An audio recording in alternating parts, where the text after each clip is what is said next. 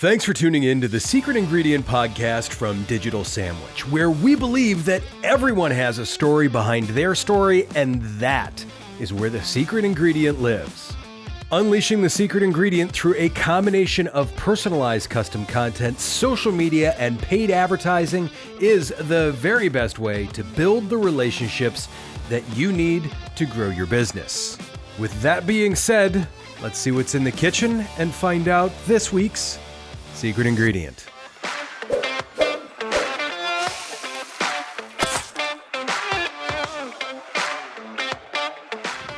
Hello, folks. Welcome to another delicious episode of The Secret Ingredient. I'm your host, Adam LeFaber.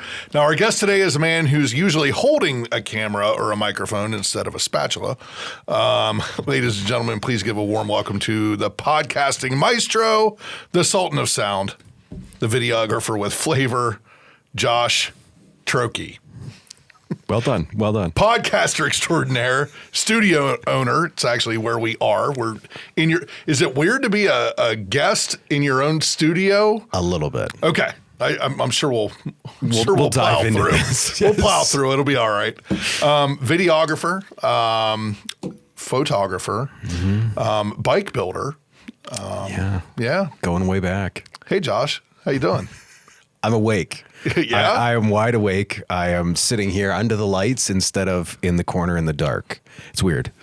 You know, not many people can be in the same small enclosed room with me and not be awake. That's true. That's it. Just if for no other reason, the floral print today. Well, the print is the volume. That the is sound. It is all loud. I am loud. It is all loud. I am loud. He said. Yeah. No. That's call them like we see them. You know, that's probably going to be a post later today. Is just you're loud. Just a picture of me and I'm loud. Yeah. It's also. I'm not sure when this will air, but it's mid-November here, late November actually. Yeah. And, I'm okay wearing this outfit right now. You are, because you're bringing spring back. Timberlake brought sexy back. Cold. I mean, it's almost 50-ish. Is that metric? Yeah, I was cold. On Monday, I wore a sweatshirt, and I don't like wearing sweatshirts, honestly. Pants, sweatshirts. Do you not have Hawaiian sweatshirts? No, I do have some long sleeves. Okay, and then I also have long sleeve underwear that I'll wear, like the thermal shirts or whatever that I'll wear underneath. Sure. As well. So you may see that out and about, just to warn you. Good to know. But I don't like whenever I dress down. So you will still be recognizable. Yeah, because no one knows me. No. Nobody knows who I am. I'm just a person. If you wore a black shirt, we'd be like, "Who the hell's that?" Yeah, I'll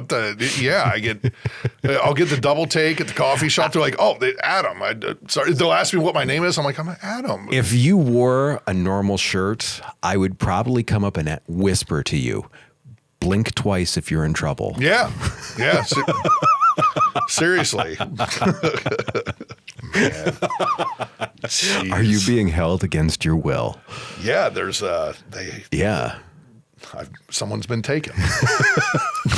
If you ever dress like Steve Jobs, that is the sign. Adam's in trouble. This is my Steve Jobs. Correct. Actually. No, I get it. I get it. It is. I grab it out of the closet. I don't really think about it. Obviously, there's not a whole lot of thought going on here. It's no, because the thought went into the purchase. Yeah. No, I've got like 4 different shirts that I wear. It's the same thing. Do I need jeans today, or do I need something a little bit nicer? Right. That's the only question. They all go with each other. I watch the weatherman. He tells me what to do. He tells me what to wear. Yep. Josh, how did we meet? Through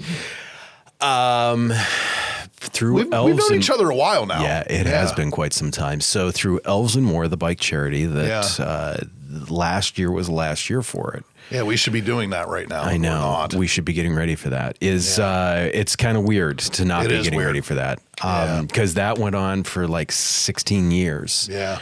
But it was through that we were like, hey, so I was doing some photo and video for them just as kind of the donation to them. You were doing the website for them. Yeah.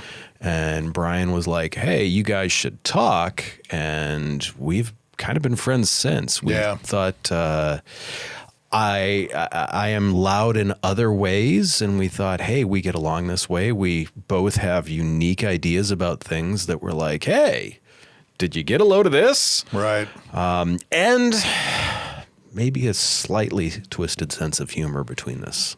On occasion, been known to be twisted. And maybe a touch direct. Yeah. There's also the that. direct. We talk a lot for people that are very direct. It's interesting. Yeah, there's a direct quality as well. It would have been 8 years ago was the first time I was involved. Yeah, that sounds right. Yeah, in Elves and More, my original partner in the first iteration of the agency would have been called TMD, the marketing department. My original partner was involved. And so that's how I got involved. We ended up doing the website, and then he obviously went a different direction, and so did I. And I remained. And I think last year we had 16 people were at the bike build. Yeah. That sounds about right. Yeah. I saw most of the crew there. And I'd have to go back and look at the video footage. Yeah, we had the team and some family. My kids have done it, and the whole shebang. So I'm really going to miss it this year. Yeah, no, I am too, because I've been involved with it since almost the first year. Yeah. I've gone on most of the bike deliveries. Yep.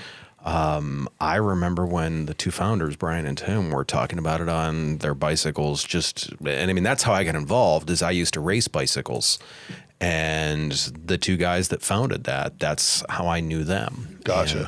And was brought in through them, and have been doing it since almost day one. It has started to dissipate a little bit as far as like giving the bikes out, and it changed. Yeah, something changed, and I don't want to blame it on pandemic. No, it feels like that had something to do with it, but no, something changed. There was a couple of things, and I see a lot of it too. Is it was life consuming for Brian and Tim, and Sure. I know especially Brian. Absolutely. I mean, they're raising huge amounts of money throughout the year. Right. That they're hoping. I mean, they've got to order those bikes in August. Yep. So they've got to hope that they've got the rest of the money before December, when they've got to take delivery of these. I mean, in many cases, it was like 1,400, 1,600, 1,800 bikes, and I mean, 800-900 volunteers in some cases. You do not organize that in a weekend. No, you don't. So yeah, the life-consuming thing kind of, I think, caught up to some of it, and it's sad. But when I know they said, "Hey, look, it's time to call it quits," they looked at some of the board members and said, "Hey, do any of you want to take this over?" And they're kind of like, "Look, this is kind of you guys. This is a lot of your thing." The thing that I see in that, though, is they brought so many people into charity work that may not have found something otherwise. That this year, I've already had people ask me like, "Hey, there's no bike build this year. What's something else that I can get involved in?" What are you doing instead? Yeah, so I've been able to point them in other directions and be like, "Hey, get involved with this or get involved with this," and it's doing good. So, just for the sake of anybody that's listening that's not familiar with that program, what was really cool about that? Obviously, to your point about the organization, someone clearly was in logistics that did some organizing of that, because it was so well organized from the moment that you arrived, how things were put together, where they went, how they were loaded. I mean, the different components that were involved with the trucking company, to get things where they go, the relationship with the police and, first responders to get where we were. I mean, it was just incredible. But what was cool about that from a nonprofit standpoint, or from a charity work or a volunteerism standpoint, as being a volunteer, and the involvement with the website and the organization itself aside, was the components of what all went into it. The fact that it would be like serving at a soup kitchen, but you also were involved in making the soup. Right. Like you were involved in, 100%. You're there. We would make 3 to 8 to 10 bikes a year. You're making bikes. I'd make one with my kid. I'd make one with the team. I'd make one with my wife, whatever. Like you're involved, there is skin in the game. You are doing the thing. And then the delivery, right? And it was weird because I was in charge of the registration, right? Because of the website. And so I would see the registrations come in, and it's like 1/3, 1/4 of the amount of people that signed up for the build were even interested in the delivery, the big payoff, right? The big, I get to give the kids the bikes. That always fascinated me that not nearly the amount of people were interested. It's funny. My first couple of years being involved, I did not go on deliveries. Yeah. Just from the fact it's an emotional thing. It is. I cried every year, right, for sure. To build the bikes was one thing. Yeah. You're like, look, I am helping out. I am contributing. Yeah, I'm doing my part. Right. Yeah. To go actually hand a bike. I mean, the biggest story that I have from Elves and More is I still remember one year. It was the Mason Park neighborhood. We were out of boys' bikes in this kid's size. The next size down was way too small for this kid. The next size up, the kid was going to get hurt, was way too big. This like little 7 or 8 year old boys we're like, look, all we have left is girls' bikes. And he's like, I don't care if it's pink. I've just always wanted a bike I could call my own. And you're like, oh my God. Yeah. Anything that you think matters suddenly doesn't. And you're like, this kid is putting himself out there. I mean, he's 8, 9 years old, and we know how brutal 8 and 9 year olds can be. This kid's like, yep, give me the pink bike. I'll take it. Yeah. I mean, and that's the other thing about it was also what was being given away, because that bike was freedom. It was freedom. It was transportation to or from somewhere. Like that's an after school job. That's a way to the library. That's a way out of the house, whatever it is, maybe perhaps out of a bad situation. It's transformative in so many ways, because the other thing I always like to say is too, if you see a bunch of kids riding bikes around, it changes the neighborhood. That's a great point. A higher crime neighborhood, suddenly they see kids riding around on bikes, and I mean, there's even a lot of hardened criminals are going to be like, hey, dude, there's kids down the road. That's interesting. Let's go do this over here. Was that intentional? I don't know, because I mean, in many cases, I mean, it was a lot of cases the Akron area. So and the police were always involved in choosing the 100%. Neighborhood too. They would always help out. The Akron Police Department was great with it. Another police department was Barberton. They were was phenomenal with it. Yeah. I actually just talked with the Chief Morber a couple of weeks ago for a project that I have. But really, when you see that, it's to go in, and really the purpose was to change the neighborhood. Yeah. And whether it be just the freedom to get to after school programs, be it, hey, these kids aren't going to get anything, they're getting a present for Christmas. Sure. I mean, there's so many things, and we don't think about those after effects. But I would drive through a lot of the neighborhoods 2, 3, 4 weeks later just to say, okay, do I see anything? Yeah. Do I see some of these bikes?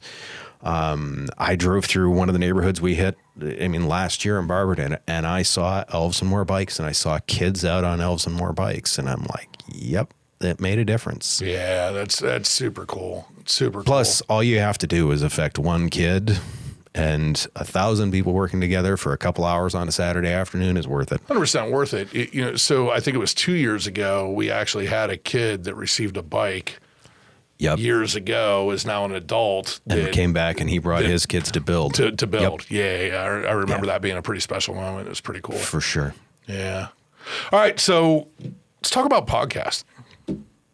We're doing that. Yeah. Well, let's talk about it. Yeah. Well, so I know you as a videographer and a photographer or whatever, and then, our paths crossed again, recently in the last year or two. And it crossed more aligned with business rather than this nonprofit that we were involved with, right? So you've recently got involved with the chamber and built this amazing studio here. It's incredible, and we've got people adopting it and taking advantage of what you've created here. But I knew you as a photographer and a videographer. But talk to me about the transition into or expanding the service of the podcast and what made that a natural fit. It's twofold for me. It's video. There's It's still video. I don't know if you right. noticed. There's cameras around here. I don't pay it. Well, it adds 30 pounds. So I'm pretending they're not there. Same here. Same here. What cameras? Yeah, I don't see any cameras. There's two goofy guys on a television screen right there. I do see that. I don't see. Well, any I'm trying cameras. not to look at that either. Yeah, because no. it's weird. So to me, there's there's actually two main pieces to it. First off, I love stories. Yeah. I love hearing from people. In the previous podcast, they talked about your curiosity for things. Ned talked about that with you. Sure. I have that same curiosity. To sit here and listen to the stories that I get to hear, well, to sit there and the stories that I get to hear are absolutely awesome. To hear people do those types of things, talk about those things, I have learned an incredible amount, be it a news podcast or be it a leadership podcast. I just get to sit back there and learn so much, and it's really, really, really cool. So that's a big part of it. The other part of it was for me is a lot of clients that I work with. I mean, there's companies out there that, I work with companies that have $700 million a year that they move through their companies. For them to do a video and write a $10,000, $15,000 check for that, not a big deal. That's an accounting rounding error. Sure. For so many other people, they're probably not. If they write a $10,000 or $15,000 check, that's 7/8 of their budget for the year. For maybe that's a third of their pay for the year. So for me to have this studio here as an entry level, as a step for someone to walk into and to be able to create content, to raise their business, to gain their business, to move their business forward, and for them to present, to me, I thought was a huge opportunity. So it's that two-pronged thing. I get to hear some really cool stories, and I get to help some other businesses in the process. Well, I 100% agree with all of that. It makes so much sense. And in the content, selfishly, I love that people create content in here because then where you stop, I start. Right. Which is phenomenal to me. We get more content to turn into other content. And other stuff, and and it's to me, it's the thing that I've really realized. It's funny. I've made a shift from when I started the video business 6 years ago. Wow, that hurts. Time flies. You ain't kidding. No, so I started the business 6 years ago, and it was like, hey, we're going to do high value production for the dollar. And then I evolved into we partner with your business. And that's still a thing that we do, is we partner with businesses to say, look, so many businesses come in and say, hey, we want a video, and we want a video of this, this, and this.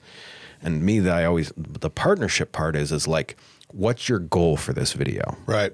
Let's take it back. Right. Let's become partners in this. We do video. Yes. Let's make sure we're going to accomplish your goal. So that I kind of positioned us as the video partner, and then I realized, you know what? It's much simpler. Success is a shared thing.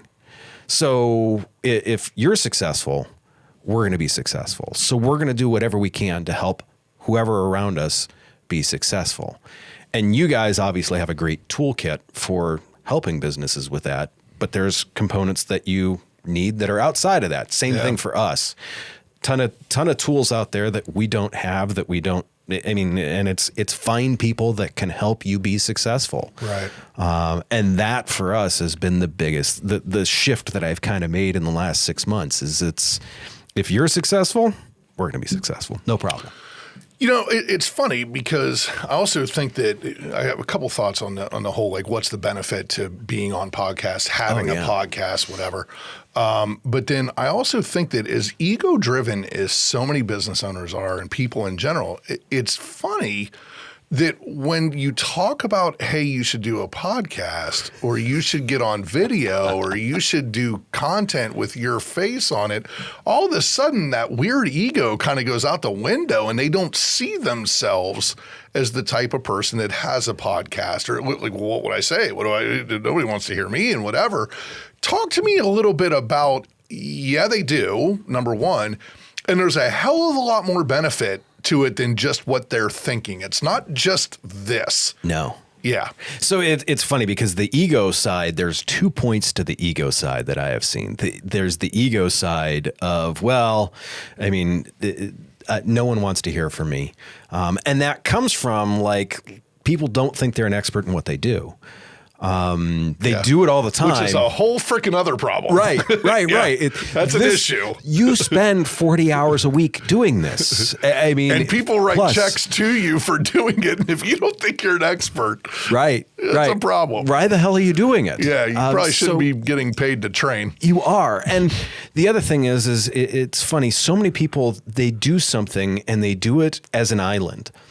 I've got that podcast that I do for the city of Barberton, and the people in Barberton, Barberton has such an amazing sense of community. You are such a cheerleader for Barberton. And the thing that's cool about it, the thing that's, I guess I would say, that's what's neat about it. Yeah. What's bad about it is the people that are in Barberton that have never left Barberton don't realize that no other communities have that special thing. No context. So people that as they're becoming this expert, they're like, well, everyone else knows the same stuff I do. No, they don't. Yeah. And that is the big difference. That is that difference maker, because those people, they're like, well, if I know it, everyone knows it. No, you have put this information together in your own special way. Come on in, get on camera and spew it out.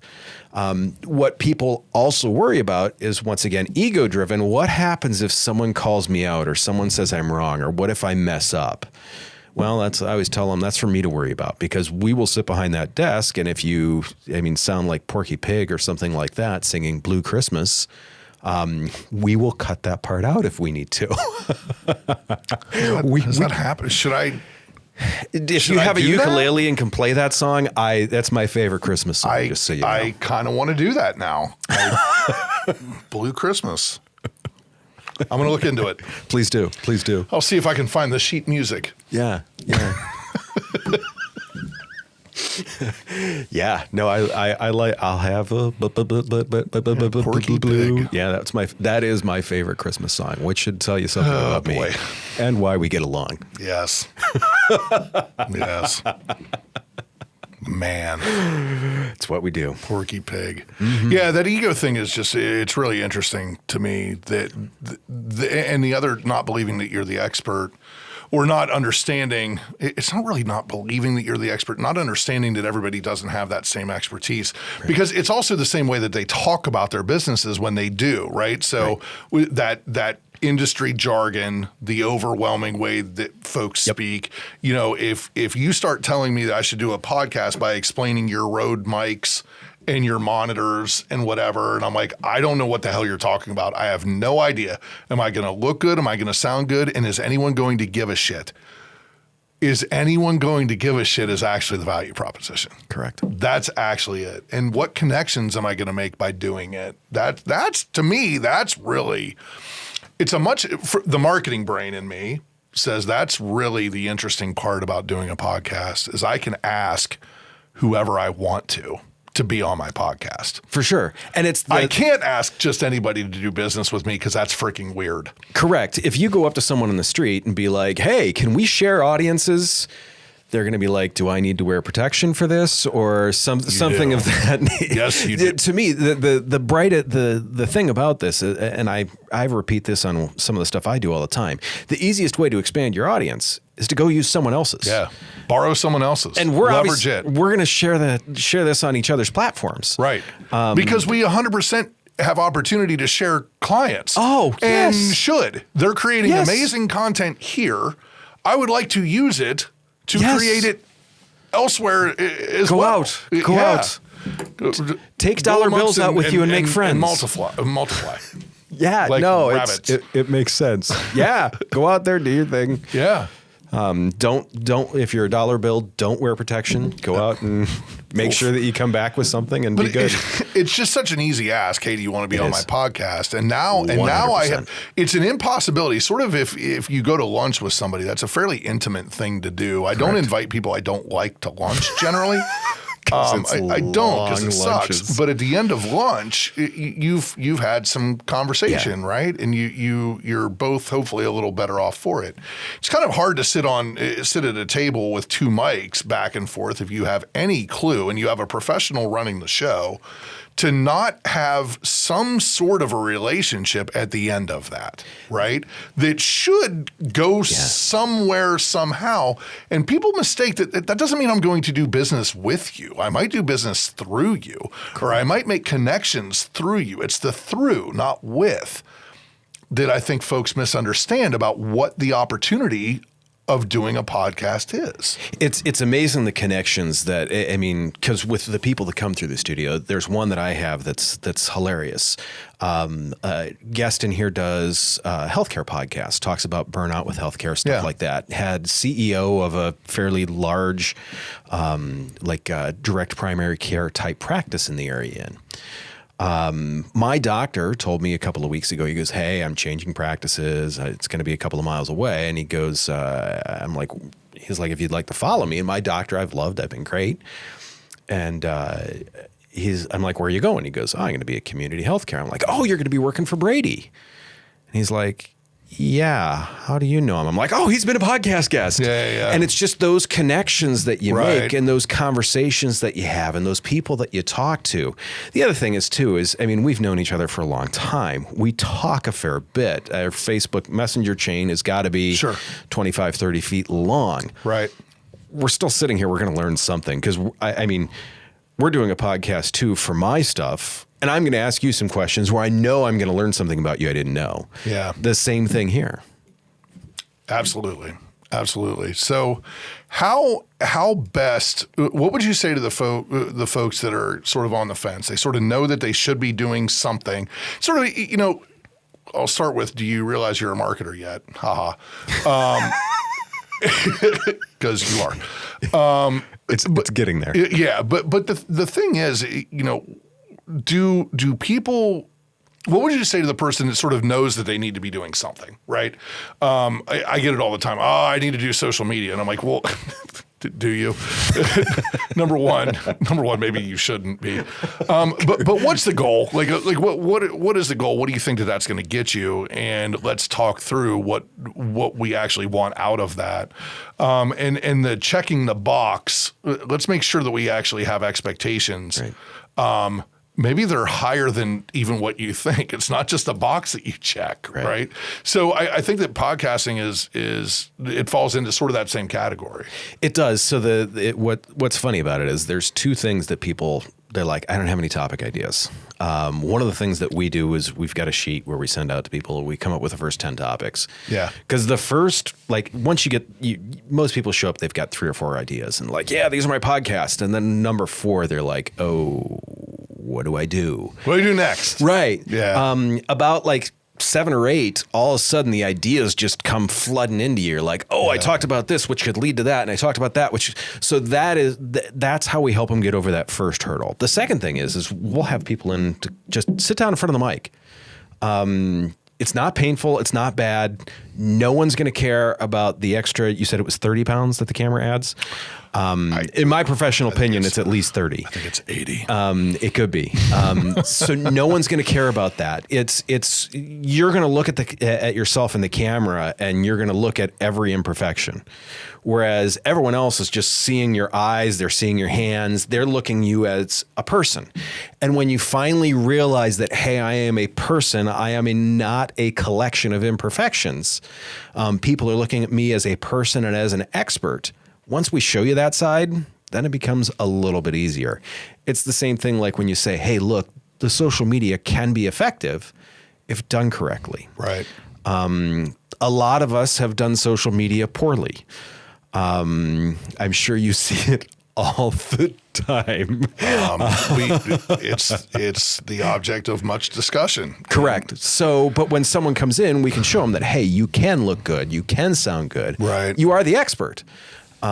Social media can be of value to people. Let us make you look like you are. Correct. That's the big difference. Let us turn you into the expert, whereas you do the same thing for them. So the way that you just described coming up with podcast topics, it mirrors exactly how folks can and should create content on their website. I'm sure. Right. I'm sure. So, if we're trying to create content around a brand, we're going to do the same thing. We're going to, what topics do you need to be known for? Yep.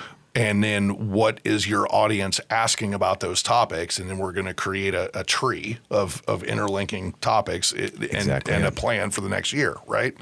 That mirrors exactly what you're talking about. If I was going to do content for a person, for personal branding, same exact thing, except you don't only want to be known for business topics, right? You want to be known for, like with you, it would be like motorsports and some of these other things, right? Bicycles.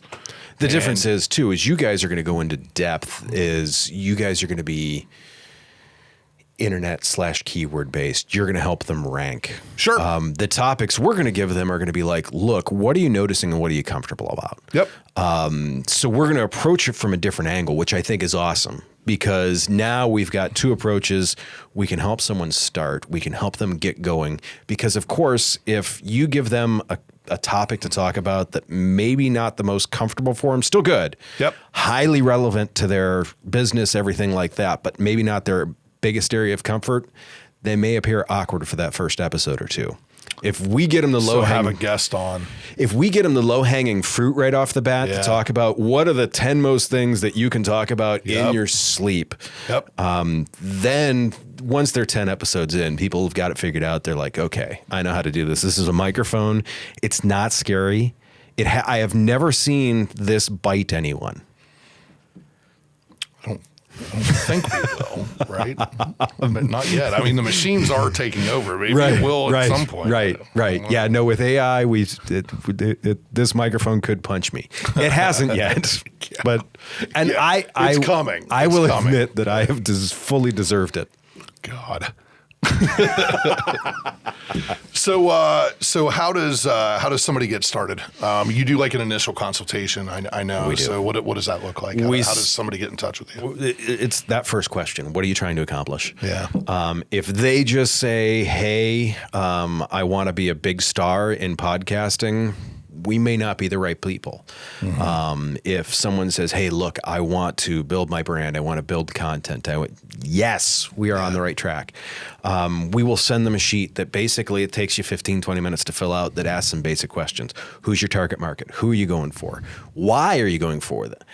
What value are you giving them when they click on your podcast? What value are they going to get from it? That is another big one. Beyond that, we'll go over that. We help them set up. We help them run a show, graphics, the whole 9 yards.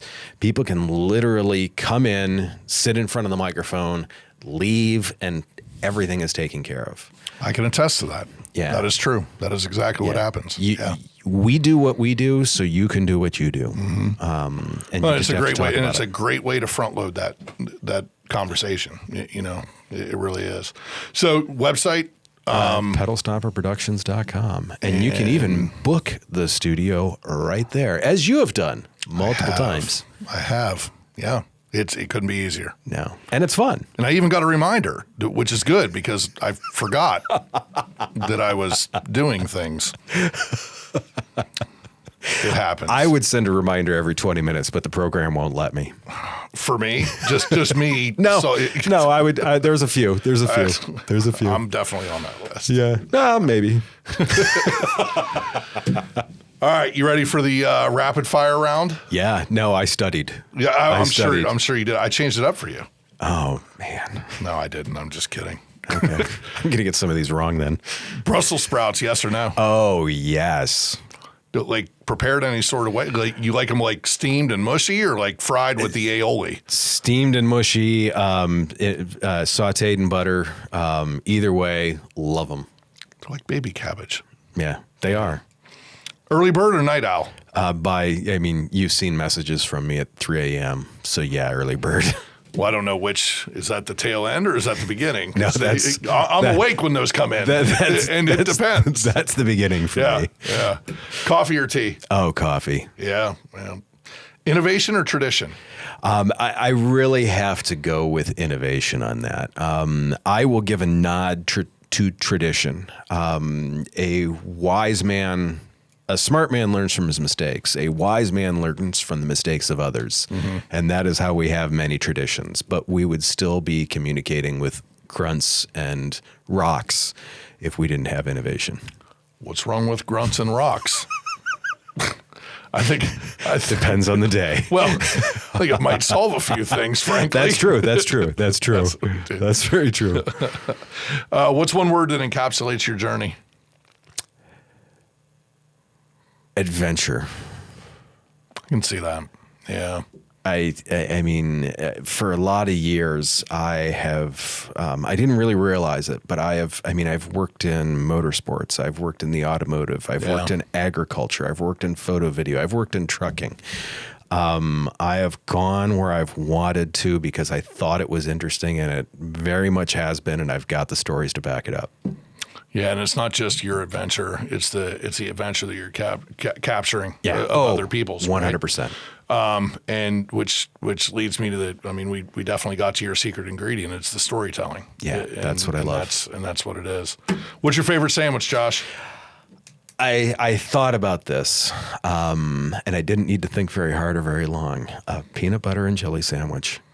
I know a lot of people are going for like ginormous, like big whatever sandwiches, but to me, there is nothing better than throwing a couple of PB&J sandwiches in the saddlebags of the motorcycle, taking off for the middle of nowhere, sitting on the side of a gravel road where I don't even get cell phone reception, pulling out a peanut butter and jelly sandwich and just listening to nature and wondering what's going to smell the sandwich and attack me. Hey, there is nothing wrong with a PB and blank. I like PB and pickle. I like PB and apple butter. That one. I like PB and honey. Yeah. I like a PB and something. Actually, jelly is probably about fourth on my list. And no, it's the top one for me. Nothing wrong with a PB and blank. That sweetness for me is. You got to try the pickle. The pungence. Do you like pickles? I do. I love pickles. The pungence of the pickle, it's almost an Asian-y kind of... How does that keep in a saddlebag next to a hot exhaust? Well, I've never been in a saddlebag next to an exhaust with my PB and pickle, so I am unsure. I may test that. Likely not well. I will take a backup sandwich in case. Yeah, maybe PB and salmon also should not. Yeah, no, probably not. No. All right, my man. Well, thanks for coming on. I appreciate it. Absolutely. Always a good conversation. For sure. Awesome. All right, we'll tune in next time to The Secret Ingredient from the Digital Sandwich. I'm Adam, and make it a good one. I like that.